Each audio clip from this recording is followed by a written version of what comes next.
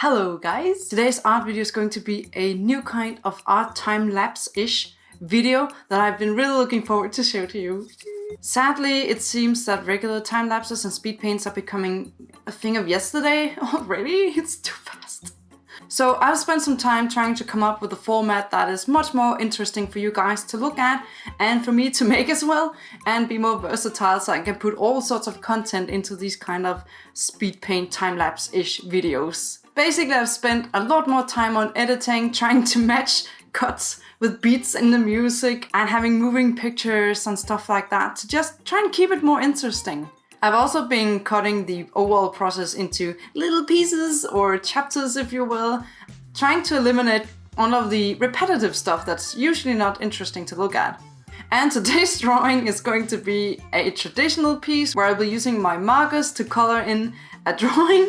I haven't used my markers in 2 years, I think, so I expect to be a bit rusty. And the drawing we're going to be making is actually a redraw or redesign of one of my oldest OCs today, which is Yobirin. This drawing is also a marker drawing, so I thought it would be very fitting. I used to write her story and draw her a lot back in the day when I was still a major weep. So lean back and simply enjoy the process. Thanks for watching. I readied the pose already, and this drawing over here that you saw before is the drawing of Yobirin that we'll be using as inspiration for her new design.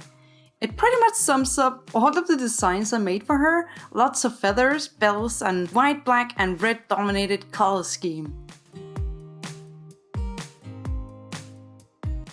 I bet you're thinking something along the line of, why is there an iPad here? I thought you said it was going to be a traditional piece. And fret not, it is. Honestly, since I became so invested in digital art, I've not really had much enjoyment in traditional sketching, so I often do my sketches digitally before I move on to the actual traditional step.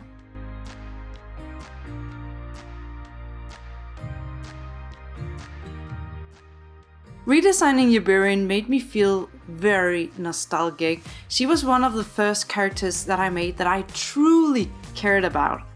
Her story probably changed 2 to 3, even 4 times in the course of a few years, but she always had this long pink hair, big blue eyes, and a lot of bells, bows, and feathers on her outfit. Her true origin story is that she's a fallen angel princess, but like any supernatural deity from the early 2000s, she suffers from memory loss and can't remember her past life at all. Does sound familiar, doesn't it?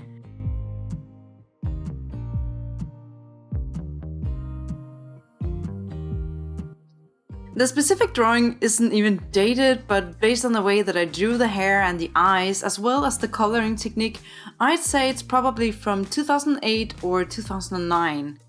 In a lot of her designs, she would have a bodysuit on her bottoms, along with an extended corset-inspired top, and always some kind of skirt or half skirt or something like that. For the redesign, I decided to make a combination of the bodysuit on the front and a longer skirt going down on her back. I wanted the feathers to be designed into her outfit, kind of like a feather drape or a cape attached to her top on the back as well as on her sleeves, so that when she raises her arms, it looks kind of like she's spreading her wings. And lastly, I decided to honor her long stockings I always gave her by extending her boots directly into her stockings. I decided to draw her in a dynamic standard shoujo pose with a cheering expression because that's really how I remember my Yobirin. Her name is a result of a Google search along the lines of Japanese words for bells. And I just picked one of them that sounded good without even investigating it further, so I have actually no idea if her name is legit or not. Anyway, the digital sketch is done now and it's time to start inking.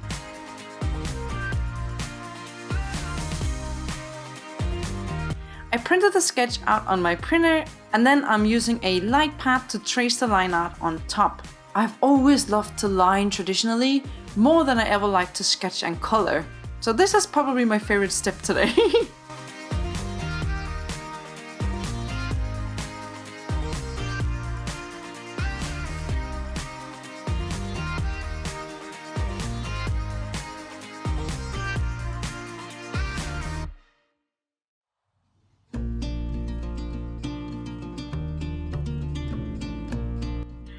For the coloring, I'm using my Copic Char markers. I bought these back in 2015 and only a few of them have dried out, so that's about how much time I've spent with them. I did some color tests before setting up the recording, so I had picked my base colors beforehand, as you probably guessed, seeing the swatches down to the left.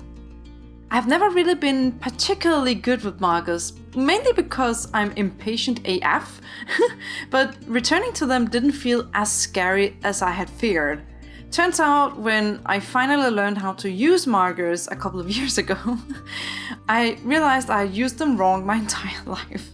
I simply didn't understand the whole concept of why they're alcohol-based and the blending concept, so no wonder I always felt like I had no idea what I was doing and felt like I failed every drawing.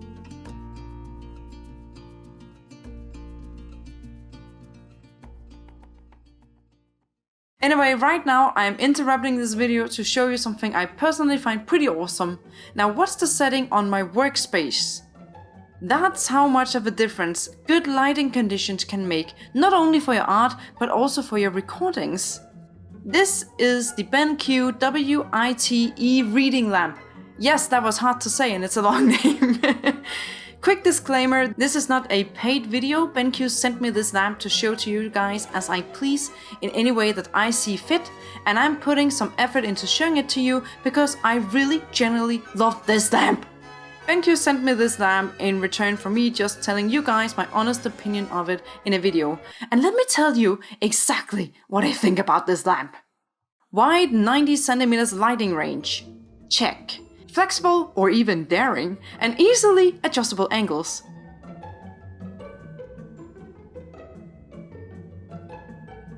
Check. Zero flickering also on my recordings. Check. Hella long AC cord.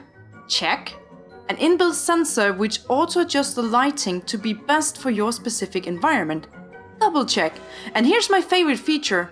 Fully adjustable color temperature, going all the way from, this is so cozy, I wish I had my favorite book and a ball of popcorn, up to, my eyes are bleeding so much, but this is the perfect light setting for recording artwork.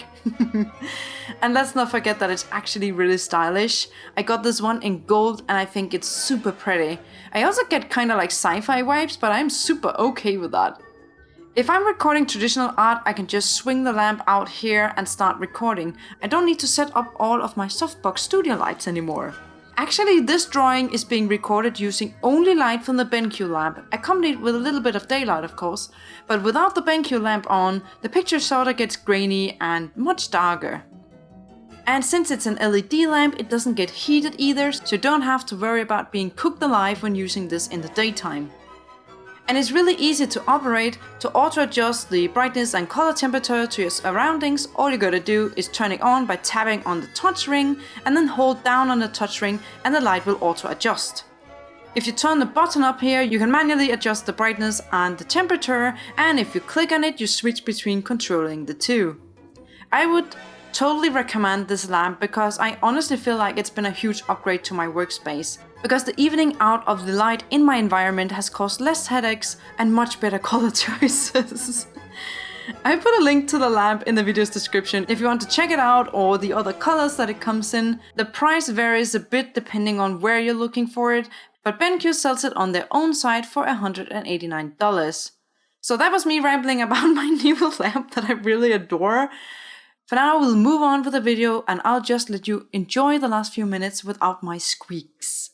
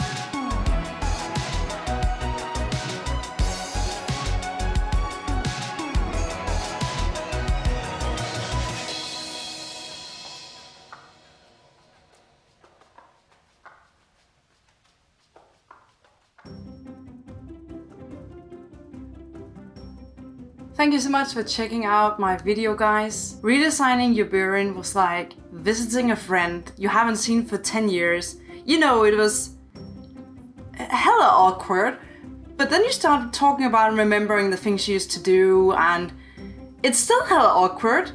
But at least we had something to talk about for approximately 10 minutes before I ran to the bathroom and hid for 15 minutes before getting the hell out of there. I'm just kidding. I had fun. If you enjoyed the video, please give it a like. Those few seconds it takes to click that button helps me more than you can ever imagine. Subscribe for more art videos in the future. Check out my Patreon if you're into all the behind the scenes kind of stuff and extra content. Until next time, guys, take care. Bye.